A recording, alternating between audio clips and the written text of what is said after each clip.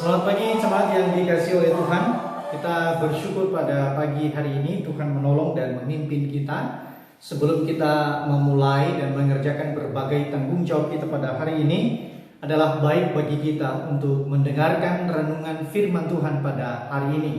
Dan saudara-saudara, saya mengajak kita untuk berdoa terlebih dahulu. Ya Tuhan, kami merindukan firman-Mu menerangi hati dan pikiran kami. Dan kiranya Allah Roh Kudus yang akan memimpin seluruh keberadaan kami untuk mengerti, bahkan untuk melakukan kebenaran firman-Mu yang menyegarkan jiwa kami, yang menuntun dan menggembalakan kami. Kami memohon kasih setia-Mu Tuhan cukup bagi kami pada hari ini. Demi nama Yesus Kristus kami berdoa dan mengucap syukur. Amin. Saudara-saudara, saya mengajak kita untuk kemudian membuka Alkitab kita di dalam 1 Korintus pasal yang ke-13 ayat yang ke-4 sampai ayat yang ke-13. 1 Korintus pasal yang ke-13 ayat yang ke-4 sampai ayat yang ke-13. Saya akan bacakan kepada kita dan mari kita perhatikan bersama.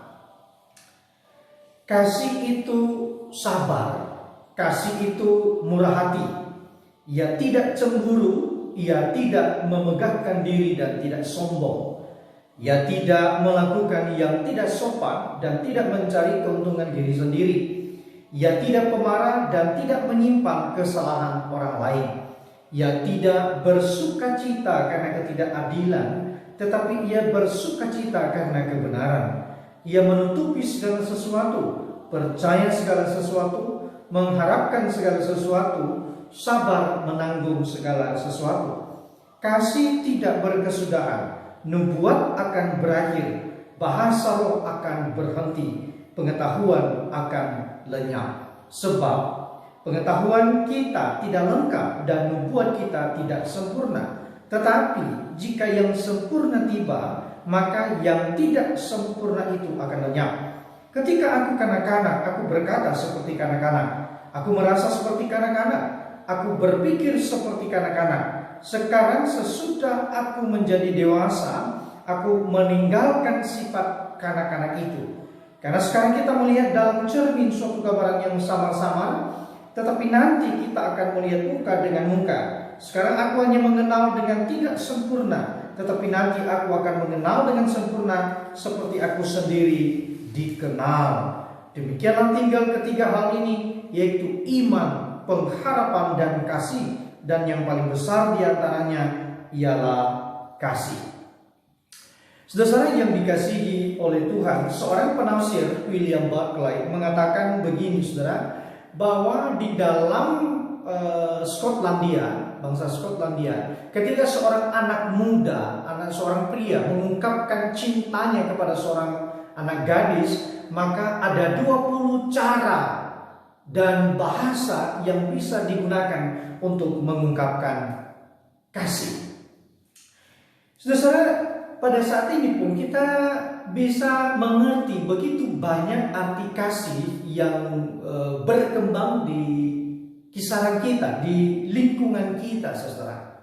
Bahkan sekarang kalau bicara tentang kasih, seorang pria yang menikah dengan wanita keempat yang ia cintai, saudara, mungkin dia sudah menikah dan ia ingin menikah kembali, ia ingin menikah lagi, maka itu bisa diartikan, ditafsirkan sebagai bagian daripada kasih. Saudara, di dalam konteks pilkada pada saat ini yang sedang panas-panasnya di antara kita, seorang atau sekelompok tim sukses dari paslon tertentu yang setiap hari memaki, menghina, memfitnah pasangan lainnya, juga masih dikatakan bagian daripada kasih untuk menyelamatkan masyarakat yang lebih banyak. Seorang pengkhianat bahkan bisa dikatakan orang yang memiliki kasih.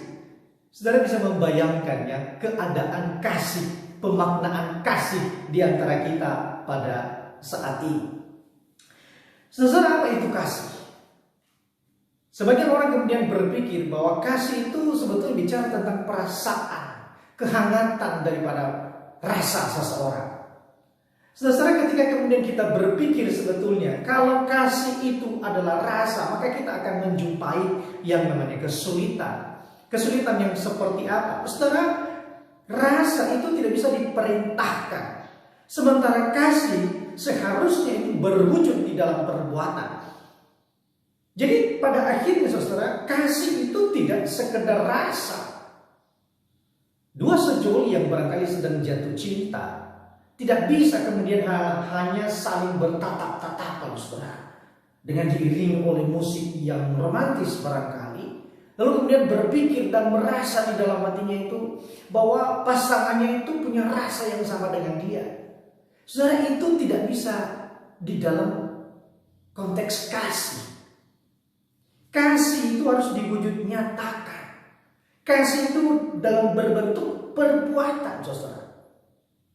Seorang suami yang kemudian berkata kepada istrinya bahwa aku mencintaimu, aku mengasihimu. Maka sebetulnya ketika kemudian dia katakan aku mengasihimu, maka harus diikuti dengan sebuah perbuatan. Ada perintah di sana untuk menjaga, untuk melayani istrinya.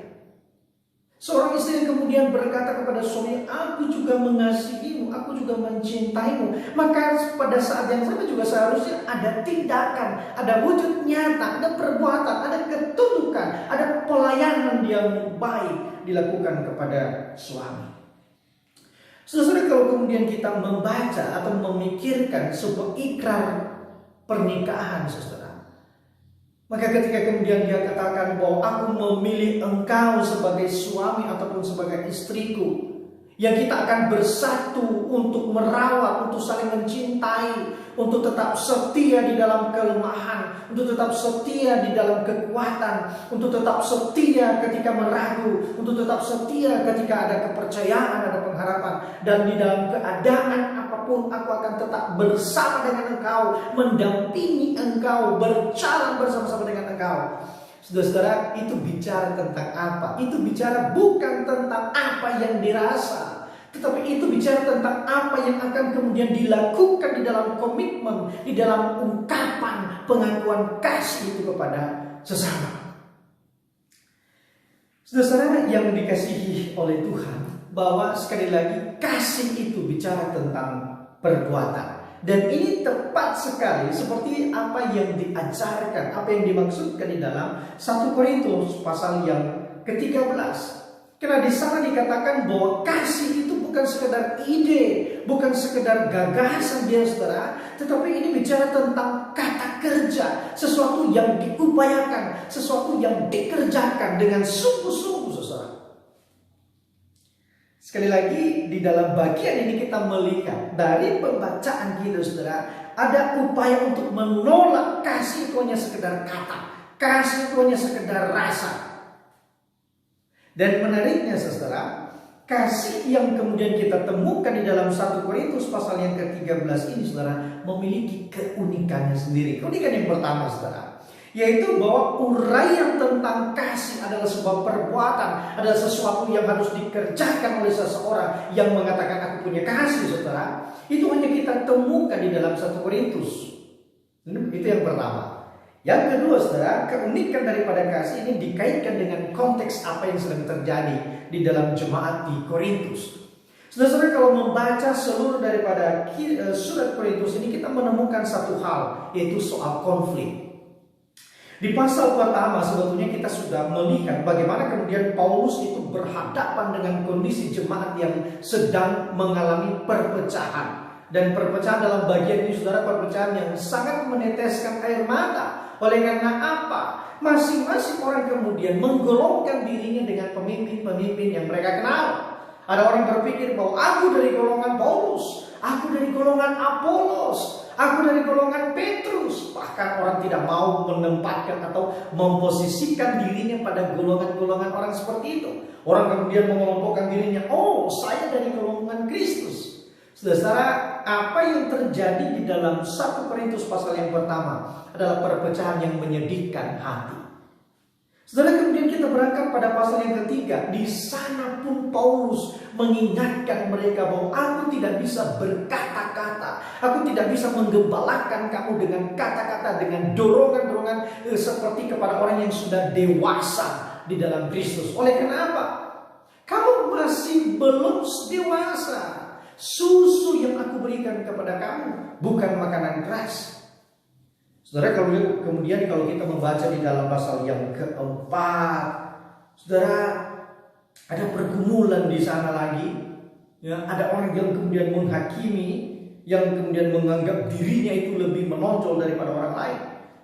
Di pasal yang kelima, saudara, ada masalah yang lebih kacau, keadaan yang tidak stabil.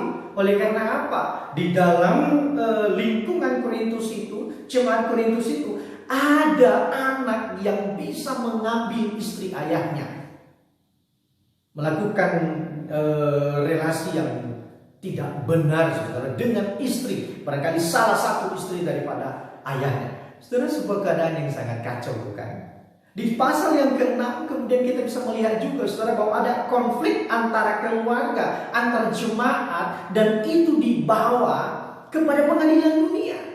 Itu diperkarakan, saudara. Bayangkan bagaimana mungkin orang Kristen harus membawa perkaranya kepada pengadilan dunia ini. Tidakkah bisa diselesaikan dengan kasih? Tidakkah bisa dibicarakan dengan penuh kelemah lembutan? Saudara, di dalam pasal yang ke-7 juga kita kemudian melihat bahwa ada konflik, ada perdebatan soal relasi suami istri. Sampai-sampai kemudian Paulus itu mengingatkan mereka dalam pasal yang ke-7 bahwa kamu sebagai suami istri jangan sampai suka, bisa dikatakan begitu, untuk saling menjauh. Boleh saling menjauhkan diri, tetapi dengan kesepakatan. Kesepakatan apa, saudara? Menjauhkan diri untuk berkesempatan untuk berdoa. Dan kalau hal itu sudah selesai, silakan bersama-sama dengan istri. Oleh karena apa? Kamu tidak tahan bertarung. Saudara, sampai kemudian di dalam pasal yang ke-9, maka keadaan jemaat di Korintus itu kembali mempertanyakan tentang hak-hak yang diperoleh oleh Paulus. Dan Paulus berkata kepada mereka, masakan kami tidak punya hak? Apakah aku dan Barnabas yang tidak memiliki hak untuk dibebaskan dari pekerjaan tangan, sementara Kefas dan rasul-rasul yang lain itu dibebaskan daripada pekerjaan tangannya? Paulus kemudian berkata juga, masa sih kamu memberangus mulut lembu yang sedang mengiring? Lembu yang sedang mengiring itu, orang yang sedang mengiring itu, saudara, mengiring dalam pengharapan bahwa ia akan mendapat bagiannya. Tetapi Paulus lagi-lagi berkata, meskipun kamu menyunat hakku sebagai rasul, yang semestinya aku mendapatkan perhatian daripadamu, aku pun tidak menggunakan hak itu. Luar biasa. Bahkan melatih diriku, mendisiplinkan diriku, supaya apa? Aku lebih fokus kepada Injil. Dan aku abaikan semua itu. Saudara, masuk dalam pasal yang ke-11, pasal yang ke-12, saudara, ya, bagian yang lebih dekat dengan kita. Sekarang muncul pergumulan-pergumulan di dalam jemaat, yaitu soal karunia. Di dalam jemaat, saudara, karunia itu diberikan satu dengan yang lain. Dan mereka masalahnya terjebak dan tergoda untuk apa? Untuk menonjolkan diri sendiri.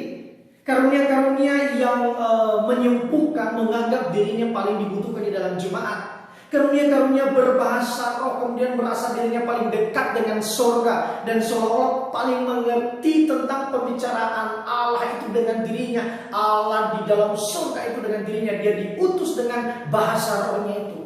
Dan hal-hal yang lain itu diabaikan. Karunia-karunia yang lain itu diabaikan. Karunia yang memiliki kata-kata hikmah, orang yang bisa menasehati, itu tidak terlalu penting. Yang lebih penting adalah karunia-karunia yang lainnya. Saudara, di dalam jemaat Korintus itu lupa, bahkan mungkin melupakan prinsip yang sangat serius. Di dalam 1 Korintus 12 ayat yang ke-6, dia katakan begini, dan ada berbagai-bagai perbuatan ajaib. Perhatikan, tetapi Allah adalah satu yang mengerjakan semuanya dalam semua orang. Saudara, bahkan di dalam ayat yang ke-28 dia katakan, dan Allah telah menetapkan beberapa orang dalam jemaat.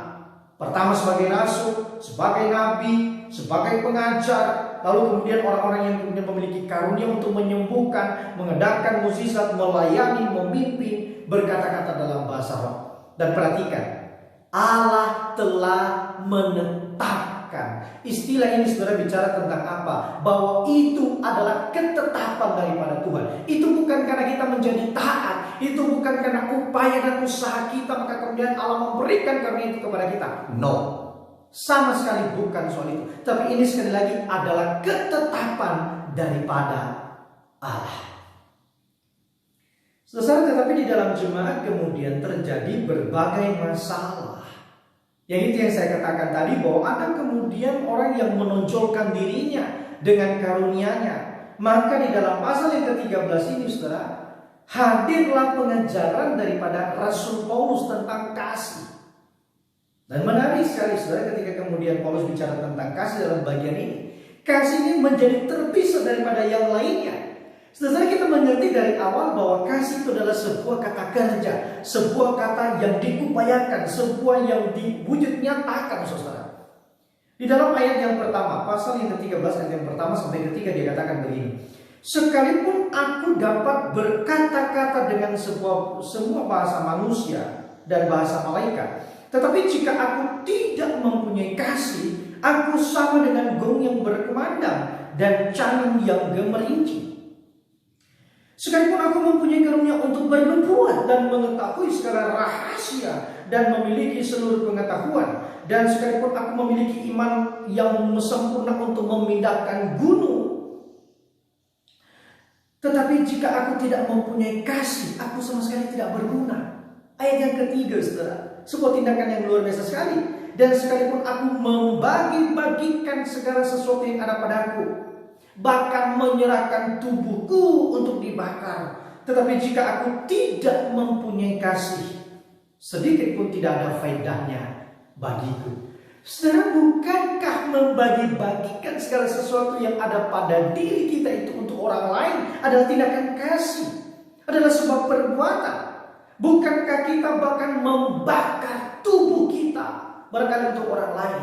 Bukankah itu adalah bukti daripada kasih? Tetapi di dalam bagian ini saudara, Paulus memisahkan kasih itu dari tindakan-tindakan yang seperti itu. Lalu kemudian di dalam ayat yang keempat, Paulus bicara tentang apa saudara? Bicara tentang kasih yang adalah tindakan. Sabar itu saudara, murah hati itu, tidak cemburu itu, bukan kata sifat di dalam bagian ini. Meskipun kemudian orang-orang itu berkata bahwa justru kata kerja itu ada di ayat yang kelima. Saudara, tidak. Sejak awal, sejak ayat yang keempat itu, bahwa kasih itu sabar, itu kata kerja. Orang harus menggunakan, orang harus mengenakan, melilitkan pada tubuhnya tentang kesabaran, murah hati, tidak cemburu, tidak memegahkan diri dan tidak sombong. Saudara, itu harus dililitkan kepada dirinya, dikenakan oleh seseorang untuk diberikan kepada orang lain. Sampai pada kemudian ayat yang ke-7, saudara, itu bicara tentang kasih yang adalah perbuatan. Tetapi menariknya kemudian seolah-olah bagian itu ditutup seperti itu. Kasih itu hanya sekedar kata kerja, hanya sesuatu yang diupayakan. Tidak salah saudara, karena memang itu harus digunakan, harus dikenakan. Sebagai orang percaya kita harus mewujud nyatakan kasih itu di antara kita. Bahkan kalau pertemuan-pertemuan kita orang Kristen itu, kalau tidak ada kasih di sana, maka tidak ada artinya. Maka sekali lagi di dalam bagian ini saudara, kasih itu menjadi bagian yang sangat fundamental dan sangat serius di antara kita. Tetapi menarik kemudian adalah bahwa kasih itu bukan sekedar kata kerja. Kasih itu bukan sekedar kita lakukan. Dan itu ada bahayanya saudara. Ketika kemudian kasih itu hanya sekedar dilakukan, hanya sekedar dikerjakan tanpa ada sesuatu yang lainnya, itu bahaya. Orang Kristen yang hanya bekerja, hanya mengupayakan kasih itu tanpa ada sesuatu yang lain di dalamnya, tidak ada bedanya saudara. Tidak ada bedanya dengan orang-orang yang tidak mengenal Kristus. Dan ini kata kunci yang diberikan oleh Paulus kepada kita. Di dalam ayat yang ke-10 justru, yang barangkali tersembunyi di antara kita. Ayat 10 dikatakan begini, tetapi jika yang sempurna tiba, maka yang tidak sempurna itu akan lenyap. Saudara, tetapi jika yang sempurna tiba ini kata kerja yang adalah apa, saudara? Ini kata kerja orang ketiga tunggal, orang ketiga pribadi, saudara. Kalau yang sempurna tiba, pribadi yang sempurna itu tiba, maka yang tidak sempurna itu akan lenyap. Saudara, apa maksud dalam bagian ini? Sekali lagi bahwa kasih itu adalah pribadi sebetulnya. Dan pribadi siapa? Tiada lain, saudara, adalah pribadi Kristus Yesus. Maka kita bisa baca, bisa kita kaitkan dengan apa yang selalu diajarkan oleh Paulus dari pasal 1 sampai pasal ini, saudara. Sesungguhnya ingin dikatakan oleh Paulus bahwa kehadiran Kristus Yesus yang wujud nyata daripada kasih Allah itu, saudara, kalau dia hadir di antaramu, maka segala sesuatu, kemegahanmu dengan karunia itu akan menjadi lenyap. Kehadiran Kristus di dalam kehidupan seseorang membawanya kepada kedewasaan. Itu dikaitkan di dalam ayat yang ke-11 sampai ayat yang ke-12. Ekspresi daripada kedewasaan itu dikaitkan oleh Paulus tentang kekanak-kanakan. Ketika aku kanak-kanak, aku berkata-kata seperti kanak-kanak, aku merasa seperti kanak-kanak, aku berpikir seperti kanak-kanak. Sekarang sesudah aku menjadi dewasa, aku meninggalkan sifat kanak-kanak itu. Saudara, ketika kemudian Kristus hadir dalam kehidupan kita, maka fokus kita itu berubah. Bukan soal kemegahan diri tadi, bukan soal siapa yang lebih baik lagi, bukan soal siapa yang punya karunia, bukan itu. Tetapi kedewasaan kita di dalam Kristus Yesus. Saudara, saya tidak tahu bagaimana keadaan saudara ketika melakukan kasih. Saya tidak tahu apa yang menjadi motif daripada saudara. Tetapi saya ingin mengajak kita berpikir begini, saudara. Dua hal yang perlu kita pikirkan. Sekali lagi, apa bahaya ketika kasih itu hanya sekedar perbuatan? Apa bahaya ketika kasih itu hanya sekedar perbuatan? Barangkali itu perlu menjadi renungan kita. Yang kedua, saudara, ketika Kristus hadir dalam kehidupan kita, apakah kita makin dewasa di dalam kasih kita? Saudara, dunia pada saat ini itu membentuk kasih kita itu berdasarkan daripada objek yang kita lihat. Orang itu layak gak dicintai? Orang itu bisa gak dicintai? Jangan-jangan tidak bisa dicintai. Jangan-jangan dia tidak bisa membalas kasihku bahkan. Sesuatu itu layak gak dicintai? Saudara, kasih kita itu tidak seperti itu. Sekali lagi, kasih kita itu dari Kristus Yesus membawa kita kepada kedewasaan. Maka sekali lagi, bagaimana hidup kasih kita itu di hadapan Allah itu? Bagaimana? Apakah menjadikan kita semakin dewasa? Atau kita masih kanak-kanak, hanya memikirkan bagian-bagian yang sebetulnya tidak sempurna sementara? Mari kita berdoa. Tuhan, tolong kami ketika kami mengerjakan apa yang kemudian Tuhan perintahkan kepada kami pada pagi hari ini. Dan Tuhan, tolong bawa kami untuk semakin dewasa di dalam Engkau, semakin dewasa dalam mengasihi Engkau dengan seantero kehidupan kami. Kami bersyukur kepada-Mu, Tuhan, dan kami menyerahkan seluruh kehidupan kami sepanjang hari ini di dalam Yesus Kristus Tuhan dan Allah kami. Selamat pagi, Shalom, Tuhan memberkati kita.